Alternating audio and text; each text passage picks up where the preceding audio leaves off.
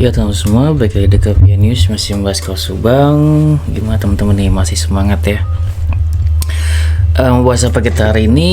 Kita mau bahas tentang besok ya teman-teman, hari Senin. Apakah benar ada persidangan Pak Yosef dan akan diringankan gitu kan ya? Itu menarik ya teman-teman. Jadi kemarin kan ada podcast ya, itu ya, Bang Freddy dengan Pak Deddy ya, itu menarik banget. Tiba-tiba pagi-pagi itu Pak Deddy datang ke tempatnya Bang Freddy, itu aneh gitu kan ya, tiba-tiba datang terus ya menyebutkan inisial M dan A gitu kan ya, yang akan membongkar katanya gitu di persidangan. Namun ya mungkin kita sudah mencurigai bahwasanya atau sudah membaca bahwasanya M dan A itu adalah Pak Mulyana dan Arif ya teman-teman, karena di situ kan memang Pak Deddy deket ya dengan beliau, dan mungkin ya entah ya apa disuruh atau gimana ke tempatnya Bang Freddy untuk menyampaikan bahwasanya Pak Mulyana dan Arif akan memberikan kesaksian untuk Pak Yosef dan akan membongkar gitu ya kan. M dan A bisa Mimin, Abi atau Arigi, namun di sini kan dia cuma menyebutkan M A gitu, dua orang.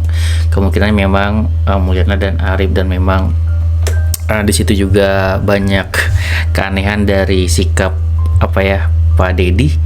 Mungkin teman-teman bisa lihat sendiri di YouTube-nya Bang Freddy, sangat apa ya, tidak mau di-shoot kamera gitu. Dan sepertinya memang Bang Freddy ngejebak juga ya si Pak Deddy agar mau bicara gitu, namun dia masih menutup-nutupi ya. Namun sebenarnya tidak masalah gitu untuk Pak Deddy berbicara, sekalipun Pak Deddy mau mendukung Pak Yosef pun itu kan tidak masalah, karena memang ada kedekatan kan dari Pak Deddy kepada Pak Yosef, Pak Mulyana gitu. Namun kan sini mungkin Pak Deddy tidak mau berkata banyak karena mungkin dia juga akan dijadikan saksi ya teman-teman, dan dia juga tidak diizinkan untuk ada di dalam persidangan oleh jaksa penuntut umum, karena ya di situ ya mungkin dia akan dijadikan saksi, jadi tidak boleh mendengarkan secara langsung gitu ya kesaksian dari saksi lainnya gitu. Oke, lanjut. Apakah benar ya Pak Mulyana, Arif, dan mungkin Mak Encar nih ya akan memberikan kesaksian Senin ini untuk meringankan Pak Yosef gitu ya? Karena mungkin diduga juga Mak Encar juga harusnya akan hadir ya, walaupun kita juga belum tahu nih kesaksian Mak Encar apakah dia benar-benar akan hadir atau enggak ya pada hari Senin ini ya. Pada hari Senin ini ada sidang ya untuk Pak Yosef, dan kemungkinan memang Pak Mulyana dan Arif akan memberikan kesaksiannya ya teman-teman untuk Pak Yosef. Namun ya gitu ya, kita juga masih menantikan nih untuk kehadiran Mancar ya, semoga datang ya, karena kita kan di sini semuanya untuk mencari kebenaran dan semuanya harus diuji gitu. Dan kalau gue lihat dari YouTube-nya Bang Freddy tentang Mancar ini, mungkin memang bisa juga kalau ada kemungkinan di jam-jam krusial setelah kejadian, karena di Mancar ini bisa dilakukan juga kalau misalkan Pak Yosef membuat alibi ya, kalau misalkan dia masih sempat untuk ke tempatnya Mancar, karena jaraknya juga kan tidak terlalu jauh gitu ya, masih bisa ditempuh dengan motor dengan cepat. Itu masih ada kemungkinan jika asumsi tersebut memang bisa terjadi gitu ya. Dan kalau misalkan seperti itu terjadi ya Mancar berarti memang tidak bohong gitu. Dan berdasarkan kesaksian Pak Karsa ya, kita lanjut bahas berdasarkan kesaksian Pak Karsa kemarin kan soal Pak Mulyana ya, saat Pak Yosef diinterogasi di sekolah SMA itu kan Pak Mulyana juga ada di situ gitu ya. Ya seperti kita ketahui ya, Pak Mulyana itu kan sebagai adik ya, ya sangat wajar ya untuk membantu Pak Yosef akan segala hal gitu ya yang terjadi. Ya baik itu mencari pengacara ya, ataupun ya pokoknya dia apa ya, melakukan segala hal gitu ya untuk membela Pak Yosef gitu, untuk menyelesaikan segala masalah agar tidak terlibat hukum, karena beliau sendiri juga kan orang hukum gitu kan ya. Ya memang gue sangat sesali juga sih kalau misalkan ada tentang melanggar di TKP tersebut, kalau misalkan memang beliau adalah orang hukum ya. Ya seperti itu ya teman-teman. Namun sejauh apakah Pak Mulyana bisa membantu Pak Yosef? Ya tentunya sejauh yang teman-teman ketahui ya, menerobos TKP gitu kan ya, dan segala macam gitu kan ya, mencari pengacara dan segala macam sampai akhir gitu ya. Dan memang ya wajar untuk hal tersebut dilakuin, namun memang sangat maksimal ya kalau gue lihat. Ya sebenarnya sih Pak Yosep ya mengatakan di awal, bahkan Pak Mulyana pun curiga ya teman-teman dengan Pak Yosep, dan Pak Roman juga demikian curiga dengan Pak Yosep, karena memang kalau di awal tidak bisa dipungkiri untuk orang yang paling terdekat adalah Pak Yosep, dan sangat wajar kalau misalkan Pak Mulyana bahkan Pak Roman tentunya ya, kalau sebelum jadi pengacara ditanyakan dulu benar enggak pelakunya gitu kan. Bahkan Pak Roman secara detail ya menanyakan ke Pak Yosep ya, contohnya seperti apakah Pak Yosep menyuruh orang lain gitu kan ya untuk melakukan hal ini gitu, itu kan ditanyain sama Pak Roman gitu. Dan butuh waktu juga ya bagi Pak Roman untuk mempercayai Pak Yosep seperti itu. Dan tentunya Pak Yosep meyakinkan Pak Roman ya untuk membela Pak Yosep ya, dan akhirnya sekarang Pak Roman percaya penuh dengan Pak Yosep, meskipun ya semakin kesini ya kita tidak tahu ya teman-teman, karena kepercayaan Pak Roman itu sekuat apa, karena terlalu banyak nih ya kesaksian yang melihat Pak Yosep di TKP gitu. Dan ya tentu sebagai pengacara Pak Roman juga ya harus membela kliennya ya teman-teman.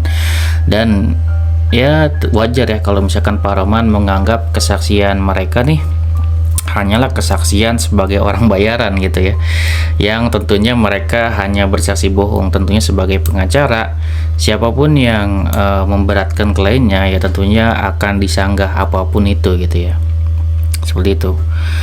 Namun kalau gue lihat ya, jauh di dalam lubuk hati Pak Roman itu sebenarnya dia juga ingin semuanya terungkap ya teman-teman, baik itu Pak Yosep bersalah ataupun enggak gitu. Karena pada saat dia menanyai Danu itu sebenarnya dia menanyakan dengan teratur gitu ya, seperti seolah dia juga ingin mengetahui kebenarannya gitu.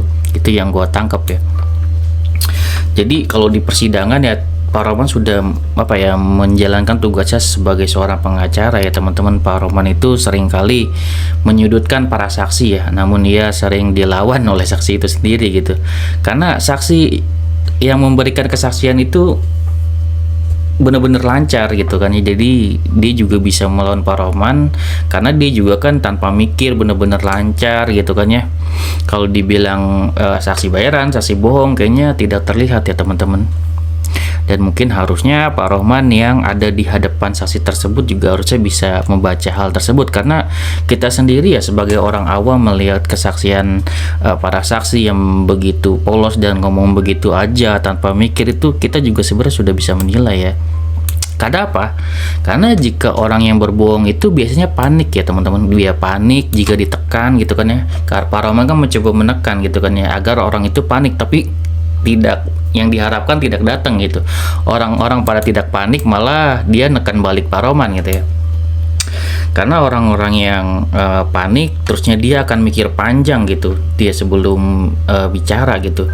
Bahkan tidak ditekan pun biasanya dia akan mikir gitu panjang, ditanya hakim mikir dulu. Sedangkan yang kemarin-kemarin kita simak sendiri, para saksi itu memberikan kesaksian secara lancar banget ya.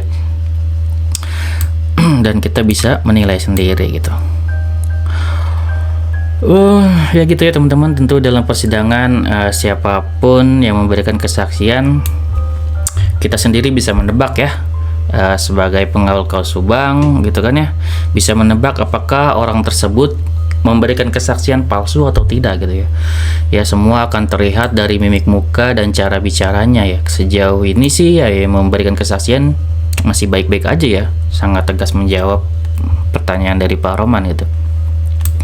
Dan di sini ya kemarin juga pada persidangan Danu ya ada hal yang menarik juga ya teman-teman, yaitu mengenai kesaksian teman Danu, yaitu saksi Rosidin ya teman-teman. Ia mencabut kesaksian sebelumnya, yaitu tentang kesaksiannya mengenai pinjam motor ya. Ia meluruskan hal tersebut gitu, yakni ia menyatakan bahwa Danu hanya pinjam motor itu dari jam 5 sore ke jam 8 malam. Nah, jadi ini sudah jelas ya teman-teman untuk hal tersebut ya. Danu belum bertemu dengan Pak Yosep ya di jam tersebut gitu, karena bertemunya itu di jam 9-an. Intinya soal meminjam motor itu ya memang benar meminjam motor, namun sudah diluruskan ya. Itu artinya apa bang? Itu artinya adalah ya itulah ya teman-teman, itu adalah jalan Tuhan kalau menurut gue ya. Allah menunjukkan semuanya gitu. Jika ada yang menutupi, pada akhirnya akan terungkap juga gitu. Karena apa? Karena di sini gue agak sedikit mau memberikan penjelasan, bukan penjelasan sih sebenarnya, apa yang gue rasain gitu, pengen gue ungkapin bahwa tentang ada satu hal ya yang menurut gue pada saat Kombes Pol Surawan ya memegang kasus ini, kasus Subang ini ya, berkat penegak hukum ya teman-teman yang serius menangani kasus ini, didukung dengan doa-doa para pengawal kasus Subang yang ingin kasus ini selesai ya kira dari doa teman-teman semua juga akhirnya dijawab juga, akhirnya semua sudah Allah atur semuanya gitu, selangkah demi selangkah kasusnya terungkap gitu. Dan mungkin teman-teman yang mengawal pastinya ngerasain ya, karena satu demi satu terungkap, satu demi satu gitu. Itulah menandakan apa? Menandakan tidak ada yang tidak mungkin gitu ya. Jika Allah sudah membuka kasus ini gitu kan ya, maka seberapa kuat pun hambanya menutupi ya dari orang lain, maka akan terbuka juga pada akhirnya gitu ya. Seperti itu, karena ini kan memang tindak kejahatan yang harus dibuka gitu.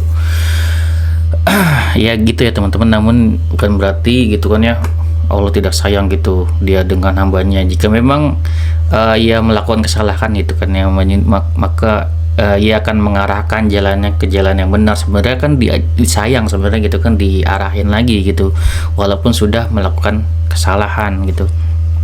Selama ia masih masih bernapas gitu ya, selama ia masih bernapas ya, maka masih ada kesempatan untuk bertaubat ya, sesuai pernyataan ya Pak Taufan kemarin gitu ya.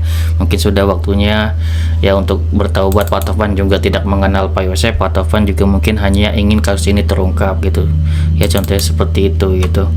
Hanya diarahkan, bahkan di awal-awal Pak Kombes Pol Surawan, Pak Ibrahim Tompo sebenarnya dari awal itu setelah mendapatkan bukti yang kuat, setelah mereka tahu banyak saksi yang melihat, bahkan kita sendiri kan belum tahu banyak saksi yang melihat ya, itu sudah diberikan kesempatan ya oleh Kombes Pol Surawan, oleh Pak Ibrahim Tompo untuk mereka mengaku saja agar mungkin hukumannya ini tidak menjadi terlalu berat gitu. Bisa 20 tahun penjara atau maksimal kan seumur hidup ya, mungkin ancamannya maksimal seumur hidup, bisa jadi 20 tahun penjara misalkan seperti itu, agar diringankan gitu, diberi kesempatan oleh pihak kepolisian itu sendiri ya. Intinya ya sebenarnya ya kasus ini ya terjadi atas izin Allah, maka kasus ini juga selesai pun atas izin Allah juga gitu ya. Kebenaran akan menemukan jalannya gitu kan, itu kan ungkapan yang sering kita ungkapkan gitu ya, dan semua sudah mulai kan ditunjukkan satu persatu gitu untuk jalannya ya. Namun jika ada yang masih menolak ya gue nggak tahu lagi gitu, tergantung dari pikiran teman-teman semua ya. Jadi persidangan ini kan adalah sebuah cara ya teman-teman untuk menyelesaikan masalah, di mana di sana ada hakim sebagai penengah ya yang memutuskan nanti untuk kebenarannya dan memutuskan secara adil gitu kan ya. Semua yang ada di persidangan sudah disumpah ya teman-teman, sudah disumpah, baik itu hakim, jaksa, pengacara gitu. Mereka sudah disumpah akan pekerjaannya gitu. Begitu juga dengan para saksi juga yang disumpah mengenai kesaksiannya. Jika ada dari sumpah mereka yang mereka langgar ya gitu ya, maka sumpah itu akan menjadi pertanggungjawabannya ya teman-teman di dunia dan di akhirat. Makanya berat banget ya, tidak gampang untuk memberikan kesaksian, karena kesaksiannya ini akan dipertanggungjawabkan nanti kayak gitu. Baik di dunia nanti dia akan kayak gimana, di akhirat juga lagi nanti akan dimana gitu. Makanya harus dipikirin lagi buat para saksi yang benar-benar memberikan kesaksian gitu, harus benar-benar yakin dan benar-benar sejujur-jujurnya gitu kan ya. Dan sebenarnya netizen juga bisa lihat kok orang-orang yang jujur dan dengan enggak gitu kan, yang bisa terlihat dari mimik mukanya, cara bicaranya seperti apa, itu juga sangat terlihat ya. Kalaupun di setting juga sangat terlihat tentunya gitu kan ya, gitu teman-teman. Dan gua rasa para warga Subang bukan artis sinetron ya yang bisa berakting segala macam, apalagi menghafal skrip gitu. Kayaknya nggak mungkin kalau menurut gue pribadi ya teman-teman. Ya intinya semoga kasus Subang ini cepat selesai, dan kita tidak bisa memungkiri bahwa di awal-awal kasus ini mulai terbuka ya, di awal-awal kasus ini mulai terbuka, yang gue rasain ya sangat terlihat ada campur tangan Tuhan di dalamnya. Semuanya dipermudah bener-bener, semua diperlihatkan secara nyata tanpa ada lagi yang bisa menutupi ya teman-teman. Oke, segitu ya video dari gua, semoga bermanfaat. Wassalamualaikum warahmatullahi wabarakatuh. Sini video teman-teman.